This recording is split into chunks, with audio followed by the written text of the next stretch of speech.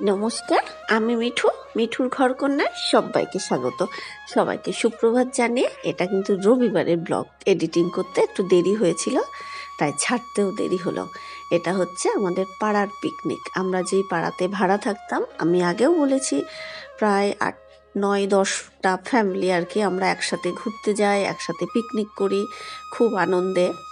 তা সেই আমাদের এটা হচ্ছে শীতের পিকনিক। এর আগেও একটা পিকনিক হয়ে গেছে 2 মাস আগে, তখন আমরা ঘুরতে গেছিলাম। ওই পিকনিকটা আর আমরা করতে পারিনি। এবার আমি আমার বাদিকে যে দাদা দাঁড়িয়েছিলেন, ওই দাদার বাড়িতেই আমরা ভাড়া থাকতাম।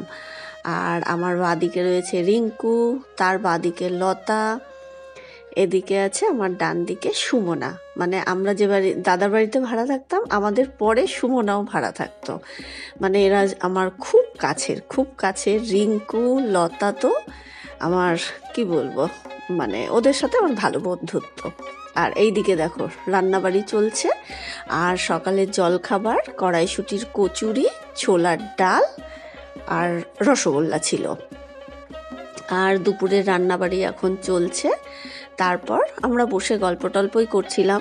জলখাবার খাওয়া হয়ে গেছে সবার, বসে সবাই যা হয় অনেক দিন বাদে একসাথে হলে আর কি সবারই মজা করি আর কি, হই হুল্লা করি আমরা। এরপর ওই পাড়াতে একটা নতুন ফ্যামিলি এসছে। ওই ফ্যামিলিতে একজন কাকু আছেন, উনি এই পরিত্যক্ত জায়গাটাকে কুপিয়ে কি সুন্দর করে জল টল দিয়ে দেখো পালং শাক বুনেছেন। ওখানে ওই পাশটা ধনেপাতা আছে, মূলো আছে, তারপর বলছে এখন বেগুন করবেন, তারপর লাল শাক করবেন। এবার আমরা গিয়ে দেখছিলাম, বেশ ভালো লাগছিল, এখানে যে সবজি হতে পারে আমরা মানে সেটাই আশ্চর্য হয়ে গেছিলাম। তা কাকু আমাদের সবাইকে ধনেপাতা দিলেন, এত সুন্দর গন্ধ দেশি ধনেপাতা, তারপর পালং শাকও দিলেন। এরপর আমরা সবাই মিলে গল্প গুজব যা হয় বসে বসে করছিলাম, আড্ডা মারা যাকে বলে আর কি। আর ওইখানটায় হচ্ছে এই যে ফ্ল্যাটের নিচে হচ্ছে রান্নাঘর। আর এনাকে দেখাইনি হচ্ছেন, দেখো আমাদের পাড়ার হিরো। এই হিরো এখন টোটো চালানো শিখে গেছে। টোটোওয়ালার পাশে বসে পাই পাই করে টোটো চালালো। মানে আমার তো দেখে এত হাসি পাচ্ছিল। খুব ছোট, আমার ছেলের থেকেও ছেলেটা অনেক ছোট। এরপর এই বাড়িতে আমরা ভাড়া ছিলাম। দেখো এখন অনেক চেঞ্জ হয়ে গেছে। এই যে নিচের এগুলো টাইলস কিচ্ছু ছিল না। এই দরজাটা দিয়ে আমরা বেরোতাম, কিন্তু অনেক নিচে ছিল। আর এই যে বারান্দার জানলা এগুলো। এরপর এই পাশে মানে চেঞ্জ হয়ে গেছে, অনেক চেঞ্জ হয়ে গেছে। এই যে পাশেই পাঁচিলটা তো আছে। এবার আমরা যখন ছিলাম এগুলো তো তখন একদম বালি টালি ছিল। আর সব থেকে অসুবিধা হতো আমার জামা কাপড় মেলতে, জানো তো, কুকুরে পায়খানা করে রাখতো। এখন কত সুন্দর পরিষ্কার হয়ে গেছে। আর এ হচ্ছে সুমনা। আমরা যেখানে ছিলাম ওখানে সুমনা, আমাদের পরে সুমনা ভাড়া এসেছিল। আর সুমনার এই যে ছেলেটা, আমার ছেলে, ওকে বাহুবলী বলে, ও ওই বাড়িতেই হয়েছে আর কি। তা আমরা বসে সবাই মজা করছিলাম। আর যেহেতু অনেক দিন বাদে হলো, বছরে 2-3টে পিকনিক হয়, আর আমরা ঘুরতেও যাই, জানো তো, বছরে 1-2বার ঘোরাও হয়েছে। কিন্তু এবার এই যে এই বৌদির বাড়িতেই থাকতাম। এবার বৌদির মেয়েরও পায়ে অ্যাক্সিডেন্ট হয়েছে। আর এক দাদা যিনি আর কি উদ্যোক্তা, ওই যে আমার হাজব্যান্ডের বাদিকে বসে আছেন, মারাত্মক অ্যাক্সিডেন্ট হয়েছিল। ওই দাদা মানে 2টো অ্যাক্সিডেন্টের পেশেন্ট আছে বলে এখন আমাদের আর মানে বাইরে কোথাও ঘুরতে যাওয়া হচ্ছে না। পিকনিকটাও যে কারণেই এই পাড়াতেই হলো, না হলে এই পিকনিকটা কিন্তু দূরে হয়, একটু দূরে যায়।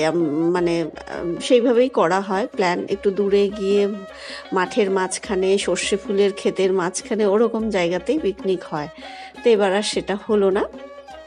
আর এইখানে দেখো রান্নাবান্না কমপ্লিট। এটা হচ্ছে ভেজিটেবল চপ আছে, সন্ধ্যাবেলায় স্ন্যাক্স আছে আর কি, ভেজিটেবল চপ আর কফি। আর দুপুরের মেনুতে আছে শাকটা পরে অ্যাড হয়েছে, পাশে এক দাদা উনি এনেছেন 3-4 রকম শাক একসাথে হবে। আর ঝুরি আলু ভাজা আছে, ভেজ ডাল আছে, ফুলকপির কষা কষা করে আছে, মাংস আছে। আর এক দাদা মাংস খান না, মাছ আছে। এবার মাছ বেশি থাকলে আমি মাছই খেতাম, মাংস খেতাম না, যেহেতু মাংস এখন ভালো লাগে না। কিন্তু মাছটাই দাদার মতনই ছিল আর কি। চাটনি আছে, পাঁপড় আছে, স্যালাড, মিষ্টি আছে। রান্নাবান্না কমপ্লিট হয়ে গেছে, এখন ভাতটা হচ্ছে। আর পরে শাকটা হবে। বেশ কয়েকবার হয়েছে জানো তো, নিজেরাই রান্নাবাড়ি করেছি আমরা, ছেলেরা বাজার করেছে, ওটা তো মজা হয়েছে। কিন্তু কি হয় বলো তো, এই শীতে না কারোর আর করতে ইচ্ছা করে না, জল ঘাটাঘুটি করে তারপর বাড়িতেও করছি, আবার পিকনিক করব সেখানেও করব, ধুর ভালো লাগে না। ওই জন্য এই রান্নার লোক দিয়ে করা হয়েছে। না হলে কয়েকবার হয়েছে আমরা সবাই মিলে কিন্তু হাতে হাতে সবাই হেল্প করেছি আর কি, যে যতটা পারে নিজেরা রান্নাবাড়ি করেছি বেশ কয়েকবার। ওটাতেও একটা আলাদা আনন্দ আছে, কিন্তু কি হয় শীতকালে একটু কষ্টও হয়। এরপর সুমনা বাহুবলী, ওর নাম ঋদ্ধি কিন্তু আমার ছেলে ওকে বাহুবলীই বলে। তারপর আমরা দুজন এক টেবিলে বসলাম, বসে গল্প করতে করতেই খেয়ে নিলাম। আর আমার ছেলে অন্যদিকে অন্য এক টেবিলে বসেছে খেতে, কারণ ও আস্তে আস্তে খায় তো, ওকে যদি বলি তাড়াতাড়ি খা, ওই জন্য ও আমার পাশে বসতে চায় না, অন্য জায়গায় বসে। ওই যে ভীষণ ধীরে ধীরে খায়, এবার সেই টেবিলটা তো আটকানো থাকে, অন্য লোক বসতে পারে না, ওই জন্য ও রেগে যায়। আর ওই দেখো টুপি পরা হচ্ছে আমাদের পুতুল রানী। এরপর প্রথমে আসলো শাক, সেই পাঁচমিশালি শাক, এত সুন্দর হয়েছিল শাক রান্নাটা, খুব ভালো হয়েছিল। তারপর হয়েছে ভেজ ডাল, আলু ভাজা, ফুলকপি দিয়ে খাওয়া হয়ে গেছে, মাংস খাচ্ছি, পরে চাটনি পাঁপড় আছে। এবার খেতে খেতে কি ছবি তোলা যায়, তাও দেখো বাহাত দিয়ে কাঁপতে কাঁপতে তুলেছে। এই যে পুতুল রানী, পুতুল খুব সুন্দর কবিতা বলে, তারপর হচ্ছে গান করে, নাচ করে, কিন্তু ছবি তুলতে লজ্জা পায়। আর তারপরে আমরা সবাই মিলে বসে বসে গল্প করলাম।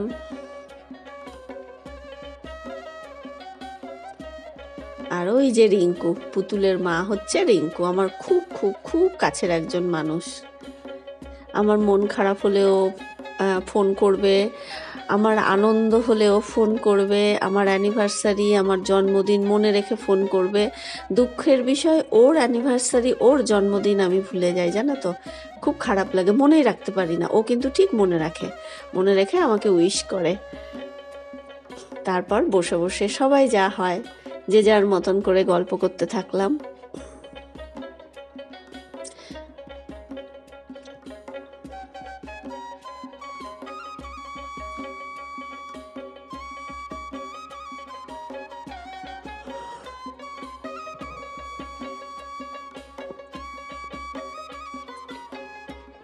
এবার প্রথমে এই বাচ্চাগুলো বসেনি, সব কটা পাজি জানো তো, সবাইকে অনেকক্ষণ থেকে ডাকা হয়েছে। এবার ওরাও সবাই অনেক দিন বাদে একসাথে হয়েছে তো, গল্পে এত মশগুল ছিল, কেউ খেতে আসছিল না। ওই জন্য আমরা সবাই আগে বড়রা খেয়ে নিলাম, না হলে একসাথে বসা যাবে না, বাচ্চাগুলোকে ডেকে ডেকে আনাই যায়নি। এবার বসেছে বাচ্চাগুলো, আমাদের খাওয়া হয়ে গেছে, বাচ্চাগুলোরও খাওয়া হলো। তারপর যা হয় বসে বসে আবার গল্প করলাম, একটু ছবি টবিও তোলা হলো।